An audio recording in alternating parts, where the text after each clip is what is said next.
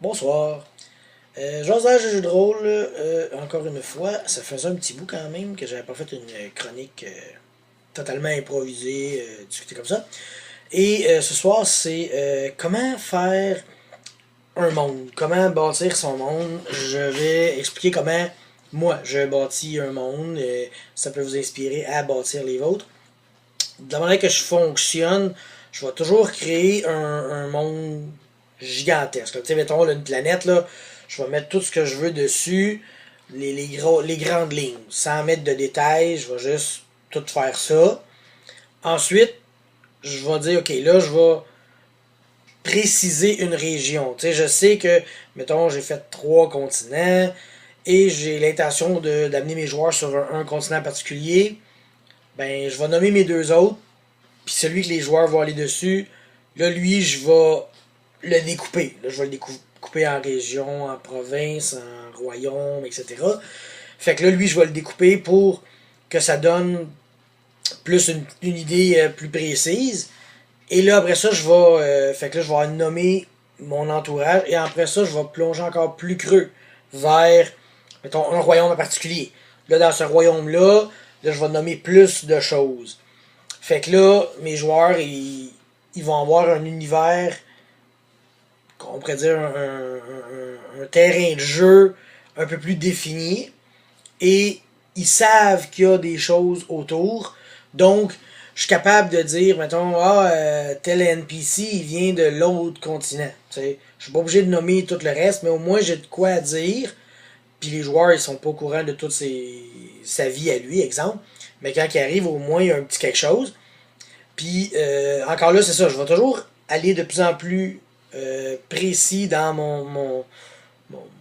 mon développement jusqu'à dire, ok, ben là, je veux que mes joueurs, ils jouent, on va faire une aventure dans telle ville. Fait que là, on part dans telle ville. Là, je vais vraiment étoffer ma ville. Comme j'ai déjà dit, comment créer une ville, les personnages, des histoires, des commerces, etc. Puis ça, je vais plus étoffer ça, ainsi que ce qu'il y a autour. Fait que ce que les joueurs vont être vraiment dedans, ils vont être bien, ils vont avoir des informations, ils vont se retourner à gauche, à droite, ils vont voir des noms, des places, des grottes, des forêts qui vont avoir une petite saveur particulière. Puis après ça, ils peuvent faire un petit pas à reculons, regarder au loin, voir, ok, là, il y a tel royaume, là, il y a ça. Puis les royaumes vont avoir des interactions, mais des interactions générales. Genre, ces 2 royaumes-là, ils ont fait la guerre il y a 50 ans.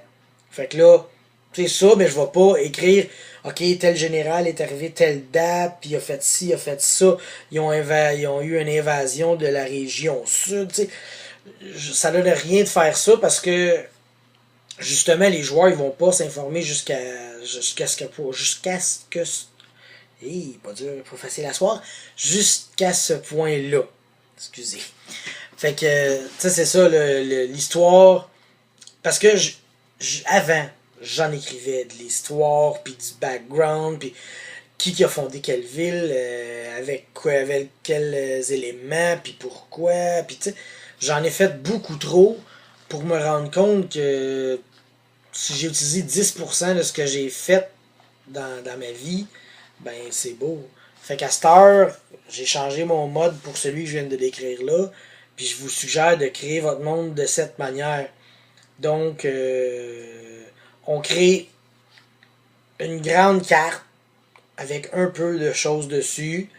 On zoome, on crée un peu plus, on zoome, on crée encore plus, on zoome, et là on a vraiment ce qu'on veut que les joueurs jouent dedans, ce qui profite. Pis si justement ils sortent de ce cadre-là, ben là c'est le temps de faire marcher votre imagination. Puis ce que vous dites, écrivez-les, prenez-les en note, comme ça se rajoute dans votre monde. Fait que vous n'étiez pas obligé de vous asseoir un après-midi de temps à juste écrire des noms de villes, des noms de royaumes, des noms de provinces, les barons, les rois. Au final, c'est une perte de temps, je vous le dis, parce que les joueurs iront pas voir tout ça tout le temps. Jusqu'à quel point ils vont aller visiter votre monde, je ne sais pas. Mais mettons qu'ils sont dans une ville, probablement qu'ils vont faire une coupe de sessions slash niveau dans cette zone-là. Fait que mettons que tu dis ça, tu en as peut-être pour 6 mois là, dans cette place-là. Après ça, tes joueurs, ils vont juste changer de place, changer de ville, changer d'île. Là, tu recommenceras le processus, mais ça donne rien de tout faire à l'avance. Ça va être justement mettre de l'énergie à la mauvaise place, puis probablement que ça servira jamais. C'est qui est un peu mon cas. C'est d'ailleurs pourquoi j'ai décidé de juste tout scraper ce que j'avais fait. J'en avais créé beaucoup, puis je me suis rendu compte que ça servait jamais. Fait que là, j'ai tout gardé ça en banque quelque part. Puis quand j'arrive à une nouvelle place, ben là, je prends un peu d'informations, là. Mais pour vrai, j'ai tellement créé de stock que je pourrais jouer une game par jour de 3 heures, puis il y aurait toujours du nouveau stock, là. J'ai un petit peu exagéré. Mais, faut dire que j'ai 15 ans, 20 ans de DM puis de ramassage de stock, là, qui traînent dans mes papiers. Fait que c'est ça. Moi, c'est de même que je bâtis mon monde.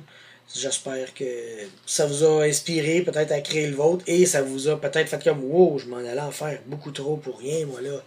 Fait que faites-moi confiance. Perdez pas trop de temps.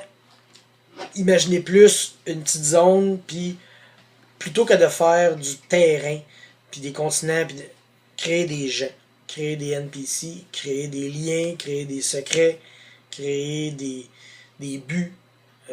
C'est ça. Fait que votre monde est important, mais qu'est-ce qui anime le monde, c'est le monde que tu. Bonne soirée. Hey les enfants, c'est à quoi le clown? C'est quoi la différence entre un mariage de nains puis un enterrement de nains?